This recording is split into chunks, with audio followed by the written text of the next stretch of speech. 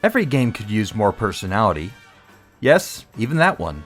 A game that oozes personality from every system and every story beat can become a phenomenon. And I think there's a place to jam in more personality that a lot of games overlook. Status effects. Sleep here, paralysis there, you've seen that before. We've done other videos about how these effects make combat more fun, and we've talked about some weird statuses, but there's something to be said about making a status effect more of the star of a game. Effects that you can't ignore, ones that you haven't seen before, ones that draw inspiration from far and wide, not just from other RPGs. Bold, dramatic status effects. When you're coming up with ideas, you gotta get in there. Come up with some status effects that make a statement. Well, and they've gotta work well in your game. Today, we're talking about dramatic status effects. After this message. If you want to finally learn how to code yourself for real, check out today's sponsor, boot.dev. Learning how to code can be intimidating, but these guys have built the best tool to do it that I've ever seen. Boot.dev is an entire platform built to teach you the fundamentals of programming through their custom-built lessons taught to you as an RPG. Here you can learn how to make functional, high-quality code yourself. It's great for testing the waters of programming and seeing if you enjoy it, before jumping all the way into a degree program.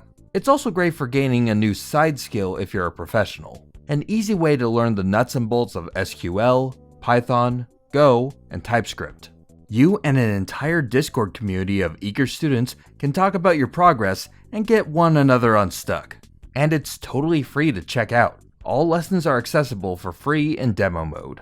Use my code DESIGNDOC to get 25% off your entire first year if you pick the annual plan. Thanks to boot.dev. Alright, if we're gonna be bold, I should warn you up front. Some of these status effects are pretty out there. Not the kind of stuff you might think of right away as being a status. Suspect is hatless. Repeat, hatless. Bold and dramatic sometimes means bending the rules a little to make something fresh. But we can start slow. I like the emotion systems in Omori.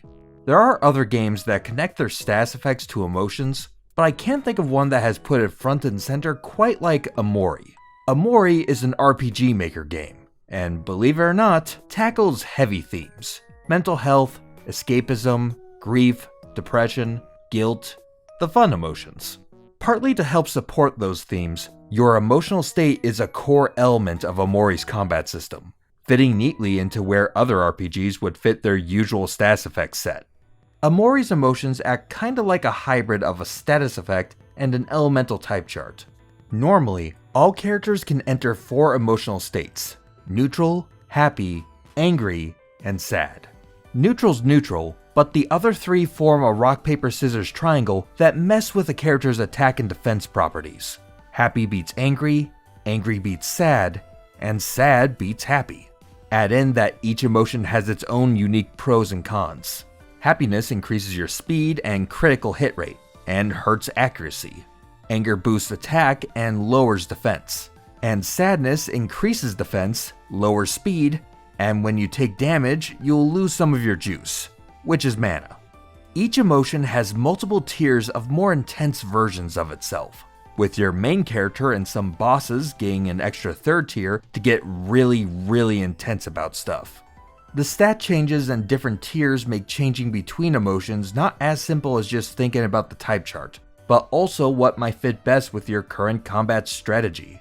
Where the system goes from thorough to a cornerstone of the game is in how the emotions mix within both your party and the enemies during combat, and brings their interactions to life. At the start, everyone soon gets a skill that inflicts a specific emotion on a target. Omori can depress people with Sad Poem. Aubrey cheers people up with Pep Talk.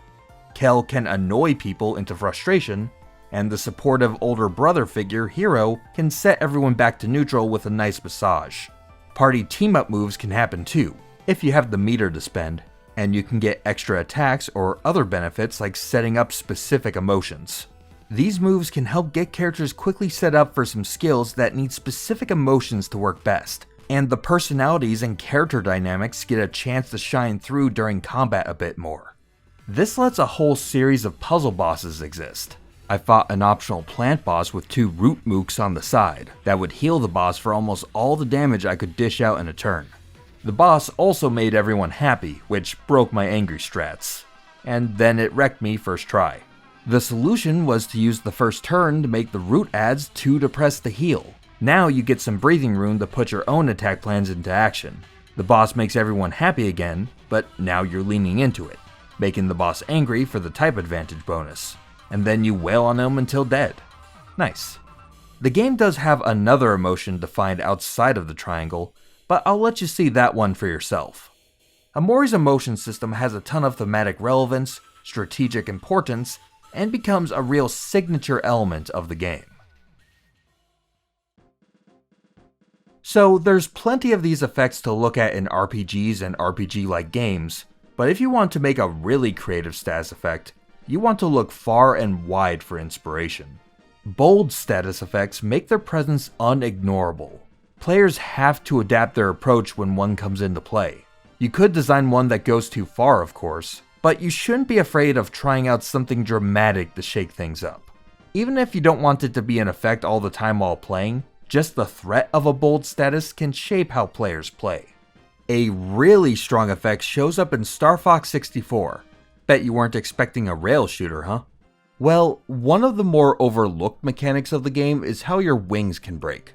When you crash into things, your R wings can only take 3 hits before they break away. And then you've got the wingless status. I made up the name. R bodies fly like garbage. Your mobility takes a hit, of course. You'll drift down in the direction of the missing wing, or straight down for missing both. That's pretty bad. In a game where aiming and movement are tied together, fighting constantly to keep your ship in the air makes it very tough to do much of anything else. But the bigger problem is your damage output.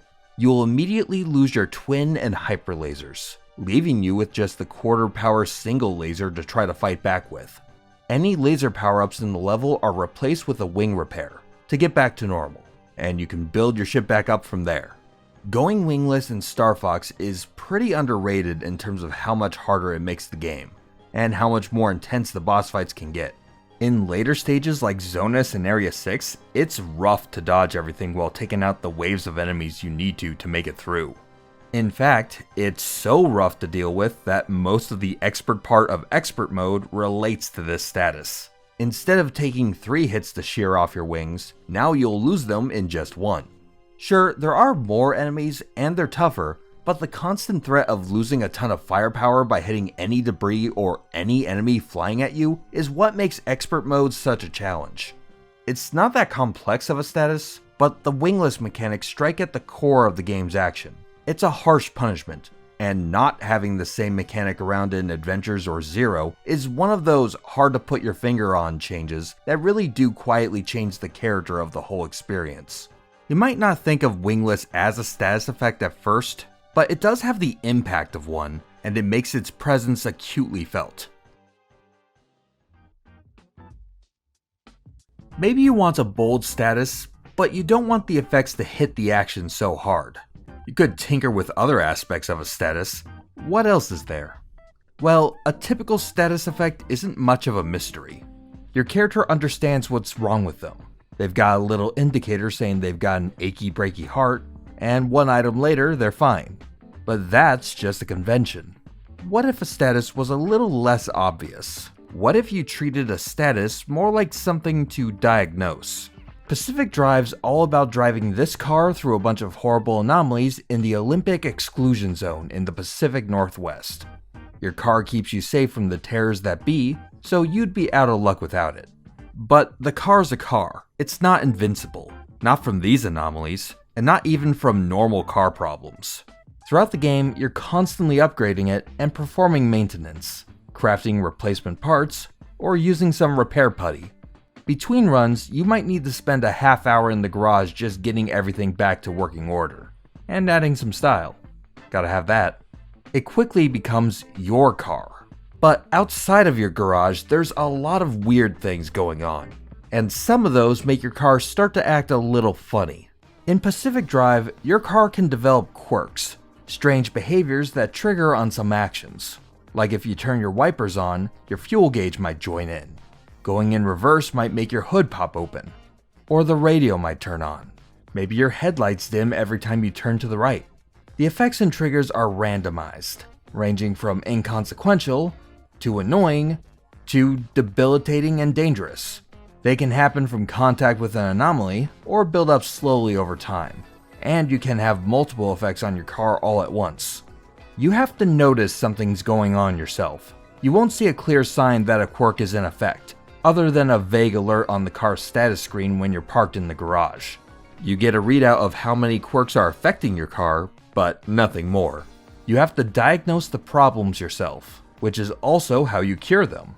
When you nail down the cause and effect, you can punch that into the Tinker Station, and if your diagnosis is correct, you will be given a list of materials used to cure it. And now you can make the problem go away. You've got a limited number of guesses too, so you can't just brute force it.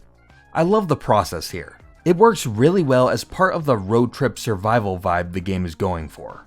Most car owners have had to deal with some weird quirk in their own car, like your sunroof won't close all the way, or if your car had a rat that ate through an air filter, because that's the thing to do. Chew through an air filter and then die somewhere and say, "My car." That's a great idea. Thanks, rat. The quirk system is like that, but more fun, like the good version of that. It's a system that works as a status effect, but it also draws you further into the world. You get more familiar with your car as a tool, a living machine that needs your help. Finding, then fixing something is super satisfying to figure out. Living with the consequences of a bad quirk until you can find a garage can make for a harrowing run, and those are always the most memorable. It's a status effect system suited perfectly for the vibe of Pacific Drive. If you're designing a bold status effect, don't be afraid to make it the star of the show. You could make a game where the entire point is to inflict and manage a status effect. And I know just the weird genre to look to for inspiration. So by now, we've had an entire year of fully released Balatro-esque puzzle roguelikes. If you're a little sick of it, fine, but I don't care. I'll still jump in on day one if someone makes one with a good hook. Slot machine roguelike? I'm listening. Coin pusher roguelike? Yes please. But the fastest way to my wallet is if you make it a word game. Oh, look at that. Cursed words. A boggle balatro. A boglatro. And it's got Muppets, kinda. And a noir trumpet soundtrack for some reason. You know how to play Boggle, right? A grid of letters shows up, and you play connect the dots with them to spell valid words. This game adds some Scrabble in there, where each letter is worth a certain number of points based on how rare it is, and the Balatro element is where you have a certain number of words to play to get to a score threshold, or it's game over. Add in a shop with stickers and stamps, which are the Joker equivalent, and you've got yourself a Boglatro. Anyway, blah blah blah, it's really good, and you should get it obviously. Nuance, nuance, nuance. But it is doing a specific thing that makes it a great fit for this episode. This game has status effects, but they don't quite call them that. It's a bit of a leap, but stay with me here. In a game where you have to submit valid words to advance, what do you do if you don't know any good words on that board? What if there aren't any decent words on that board? That'd pump the brakes on how fun this could be. That's where the curses come in. Each tile on the board can be cursed. Instead of it being a plain letter, it might have a different colored background, or be a shiny tile worth a bunch of points, or be a question mark, or a number, or a chess piece, or a joker.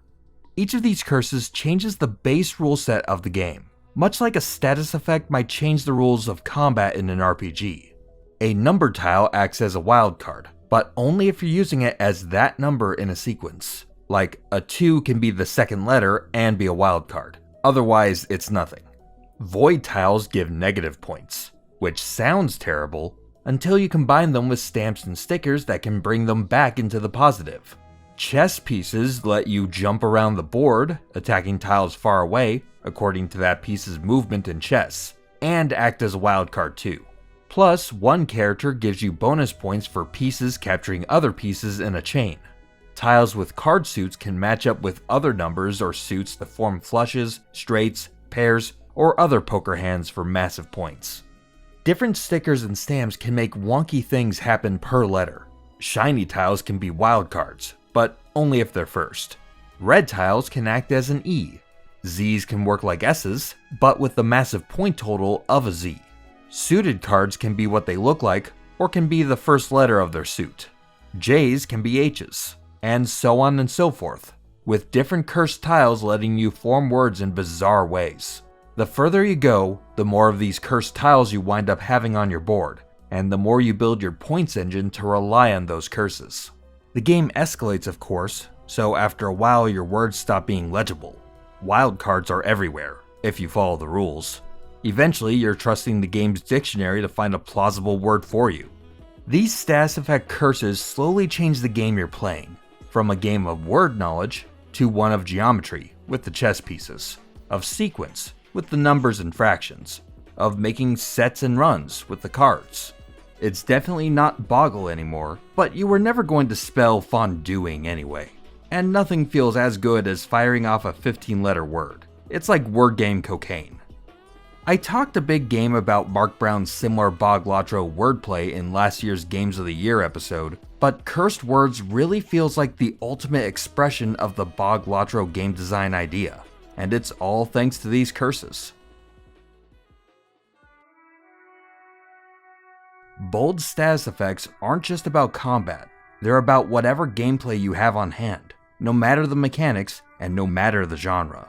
Sometimes all they need to do is shape the path you take.